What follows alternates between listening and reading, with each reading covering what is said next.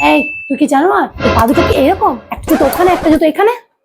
একটু 1 ঘন্টা তো দিনে পড়তে পারিস, তুই পরীক্ষায় পাস করবি তো? হ্যাঁ, আমাদের মতো যদি 9-10 একসাথে দিতিস না তাহলে ব্যাস তোদের হয়ে যেত। তোরা পাস করতিস না, একদম করতিস না পাস। একদিনে আমাদেরকে 2টো করে পরীক্ষা দিতে হতো, জানিস তো? আর তোদের তো সোজা, তাও তোরা পড়তে বসিস না। এখনো স্নান করতে যাসনি? কটায় স্নান করবি তুই? হ্যাঁ, 2:05 চললো, তাড়াতাড়ি উঠে স্নান করতে যা। ফ্রিজে আপেল গুলো থেকে থেকে পচে গেল, তাও খাওয়ার তোর নাম নেই। আর অন্যদিন বাপি আপেল আনো আপেল আনো আপেল আনো করে মাথাটা তো খারাপ করে দিচ্ছিলি। একবার বাপি আপেল এনে দিচ্ছে, সেগুলো আর খেতে মন যাচ্ছে না, না মুখের সামনে দিতে হবে আপনাকে। কোন মহারানী এসছেন গো? এর মধ্যে কোন জামাটা পরেছিস, কোন জামাটা পরিসনি আলাদা করে তো রাখবি।